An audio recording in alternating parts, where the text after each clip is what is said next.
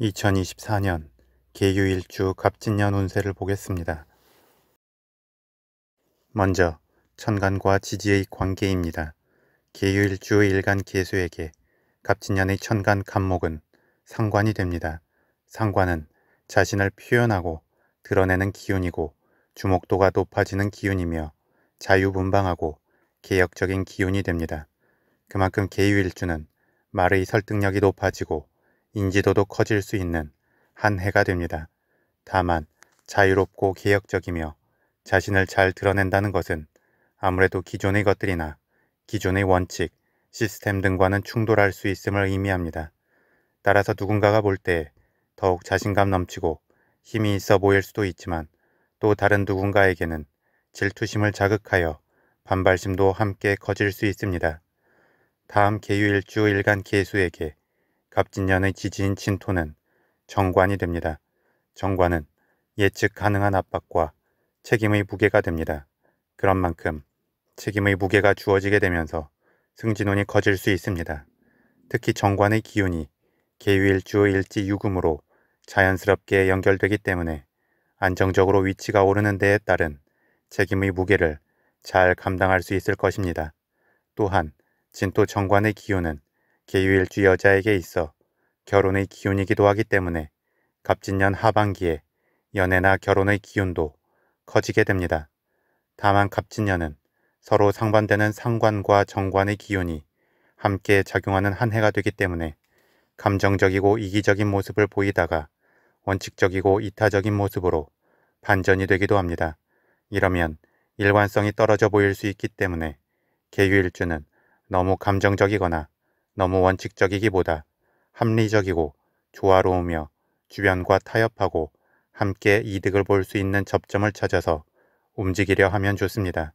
그러면 자연스럽게 충돌하여 오락가락 작용할 수 있는 두 기운이 균형점을 찾고 적절히 본인의 영역도 넓히면서 자신의 입지도 굳히게 될 것입니다. 다음 계유일주 일지유금은 갑진년의 지지인 진토를 맞이하여 지지합을 이루고 금기운으로 변화하게 됩니다. 금기운은 일간 계수에게 인성의 기운이고 인성의 기운은 진취적이기보다는 항상성을 유지하면서 안주하려는 기운이 됩니다. 또한 계유일주는 기본적으로 일지가 인성인데 갑진년에 합을 통해 그 인성의 기운이 강해진다는 것은 어떤 면에서는 모든 것을 내려놓고 자기 세상에 안주하고 싶은 마음이 들게 할 수 있습니다. 그런데 계유일주는 오히려 이렇게 안주하는 느낌의 기운이 커지면 긍정보다는 부정의 생각들이 많이 생길 수 있고 의심이 드러날 수 있으며 왜곡된 믿음에 빠질 수도 있습니다. 따라서 계유일주는 갑진년 하반기로 갈수록 지속적으로 현실적 목표를 정하고 좀 더 적극적인 움직임을 보이면 좋고 책임의 무게를 피하려 하기보다 본인 스스로 책임을 떠안는 자리로 나아가려 하면 좋습니다. 그러면 자연스럽게 책임을 다해야 한다는 명분으로라도 움직임이 생기게 되고 기운의 순환이 이루어지면서 과해질 수 있는 인성의 기운을 적절히 풀어내게 될 것입니다. 다음 신살의 작용을 보겠습니다. 계유일주 일지유금은 도화살의 기운입니다.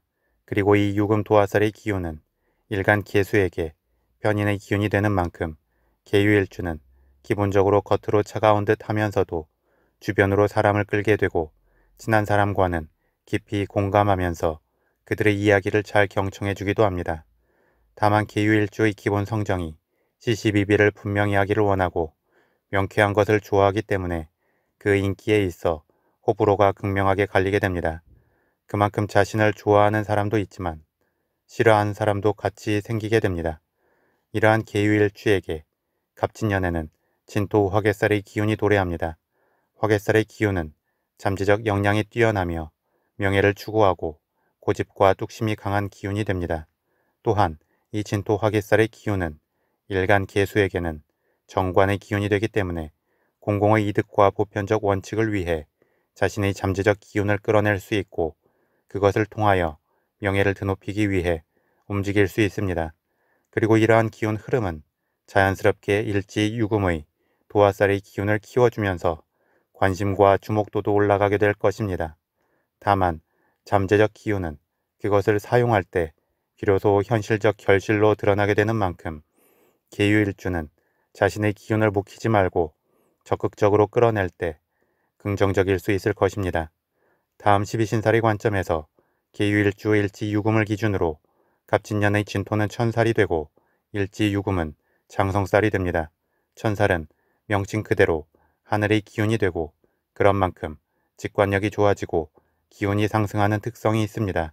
또한 천살의 기운은 12지지의 최고 정점에 오른 왕의 기운인 장성살에게 하늘의 명분을 주는 기운이 되기도 합니다. 그래서 지지 삼합의 중간에 있는 기운이 장성살이라면 천살은 지지 삼합이 시작되는 지살의 바로 뒤에 있는 기운이 됩니다. 그만큼 천살의 직관력과 잠재적으로 강한 기운이 계유일주의 일지인 유금 장성살의 기운을 키우게 됩니다. 그런데 지지의 기운들이 강해지면 일간에게는 부담이 되기도 합니다. 그리고 유금 장성살의 기운은 일간 계수에게 편인의 기운이기도 한 만큼 계유일주는 갑진년 하반기로 갈수록 자기 세상에 안주하고 자기만의 믿음에 과도하게 빠져서 주관적 이상향을 꿈꾸게 될 수 있습니다. 따라서 계유일주는 천살의 긍정적 기운인 양육하고 육성하는 느낌을 견지하여 침체될 수 있는 기운을 깨워야 합니다. 양육하고 육성한다는 것은 단순히 봉사활동을 의미하는 것이 아니라 누군가에게 기운을 주고 성장할 수 있도록 도와주는 모든 일이 됩니다. 따라서 교육 관련 일이나 식음료 관련 일 등도 이에 해당할 수 있고 공공의 책무를 떠안는 것도 마찬가지의 일이 될 수 있습니다. 그렇게 적당히 대중을 위한 책임과 마음의 짐을 짊어지려 할 때 계유일주는 강하게 천살의 긍정적 기운 흐름을 이어받아서 사회적 위치가 오르고 자연스러운 결실이 따르게 될 것입니다. 마지막으로 12운 성론의 관점에서 보겠습니다. 계유일주는 일주 자체적으로 병의 흐름이 됩니다. 병의 흐름은 병상에 누운 환자처럼 몸은 아프지만 살아온 날들을 차분하게 관주할 수 있고 자신처럼 아픈 사람들에게 공감하고 위로할 수 있습니다. 하지만 몸이 아프면 우울감도 커질 수 있고 때로는 극단적 모습도 보이게 됩니다.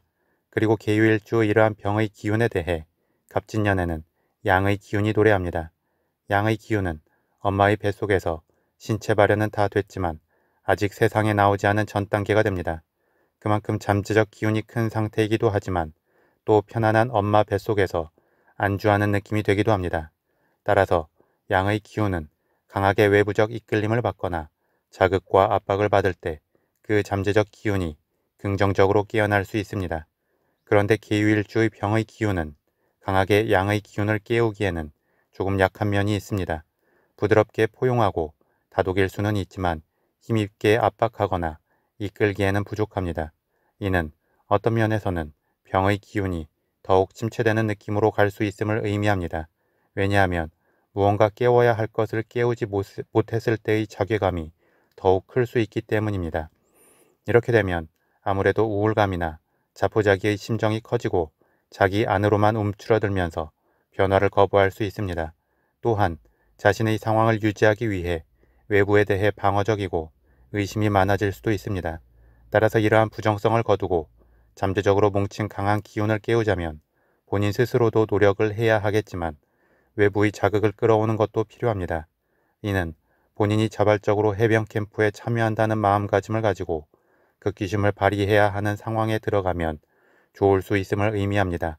그러면 계유일주는 책임의 무게가 커지는 만큼 승진운과 함께 자신의 관리 영역이 커지고 입지가 탄탄해지며 향후 앞으로 향해 나아감에 있어 강한 교두보가 마련될 수 있을 것입니다.